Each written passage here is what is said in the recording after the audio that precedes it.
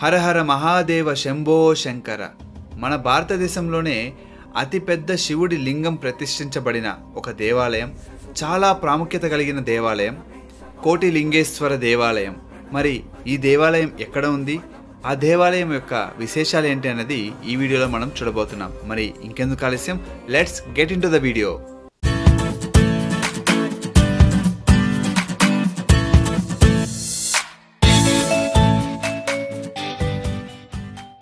Hi friends, so ఇవాళ మనం ఎక్కడ ఉన్నామనేసి మీకు అందరికి ఒక ఐడియా అయితే వచ్చి ఉంటుంది. ఒక శివుని టెంపుల్ అయితే ఉన్నట్లయితే మీకు డెఫినెట్గా కనిపిస్తుంది.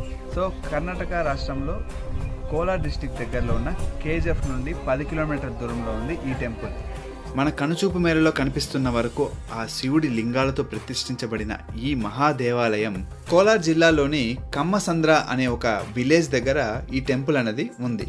అదే మనకు కేజీఎఫ్ అనే ఒక ఊరు దగ్గర నుండి చూసినట్లయితే 12 కిలోమీటర్ల దూరంలో ఈ టెంపుల్ ఉంటుంది. సో ఇక ట్రాన్స్పోర్ట్ ఫెసిలిటీ గురించి తెలుసుకున్నట్లయితే మనం వెళ్ళడానికి బస్ ఫెసిలిటీ అన్నది ప్రొవైడ్ చేస్తుంది both Karnataka government and Andhra government కూడా. మన ఆంధ్ర నుంచి వెళ్ళే వాళ్ళ కోసం, లేదంటే మన own transport like cars and బైక్స్లో కూడా వెళ్ళొచ్చు. అండ్ ట్రైన్ ఫెసిలిటీస్ కనుక మనం చూసినట్లయితే ఎయిదర్ బెంగళూరు లేదంటే కోలార్ రీచ్ అయ్యి మళ్ళీ అక్కడ నుండి మనము ఎయిదర్ బస్ ఆర్ ఓన్ ట్రాన్స్పోర్ట్తో రావాల్సి ఉంటుంది. If anyone is preferring flights, then they can do one thing, they can reach Bangalore through flight and then they have to take some road transport to reach the temple. So మేమైతే మా own బైక్లో కుప్పం నుండి start అయ్యి మొదట KGF reach అయ్యి తర్వాత అక్కడ నుండి ఈ టెంపుల్కి వెళ్ళి రీచ్ అవ్వడం జరిగింది. సో కుప్పం అనే ప్రాంతం ఆంధ్రప్రదేశ్లో ఉంది అండ్ కర్ణాటకకి బార్డర్ కావడం వల్ల అక్కడ నుండి ఈ టెంపుల్కి రీచ్ అవ్వడానికి సుమారు 30 నుండి 35 కిలోమీటర్ల దూరం ఉంటుంది. సో ఇక్కడ మనం చూస్తున్న ఈ ఆర్చ్ ఏదైతే ఉందో అది దేవాలయం వెళ్ళడానికి మెయిన్ ఎంట్రన్స్.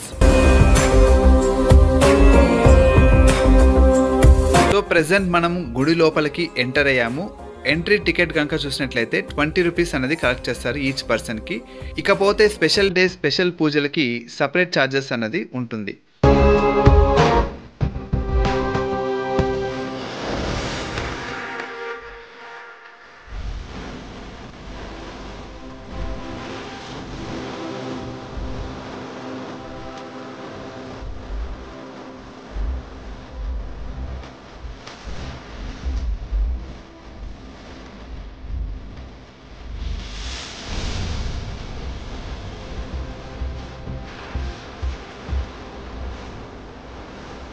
మనం గుడి లోపలికి ఎంటర్ అయినప్పటి నుండి మన కనుచూపు మేరలో ఎక్కడ తిరిగి చూసినా శివలింగాలను ప్రతిష్ఠించి ఉండడం ఈ గుడి యొక్క మహావిశేషం.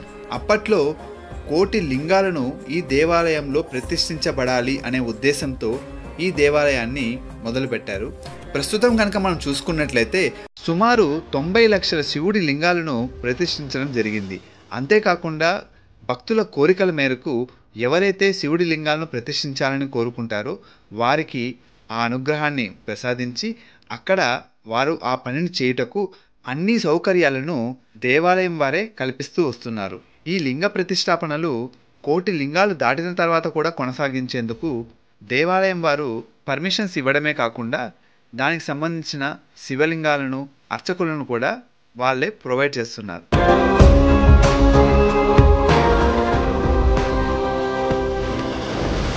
సుమారు 108 అడుగుల శివలింగాన్ని ప్రతిష్ఠించబడి ఉండడం కూడా ఈ దేవాలయం యొక్క గొప్ప విశేషంగా చెప్పుకోవచ్చు. ఇది ప్రపంచంలోనే అతిపెద్ద శివలింగంగా కూడా పేరు పొందింది. అంతేకాకుండా సుమారు 38 అడుగుల గల నంది విగ్రహాన్ని కూడా ప్రతిష్ఠించబడి ఉండటం చూడడానికి కనుల విందుగా ఉంటుంది.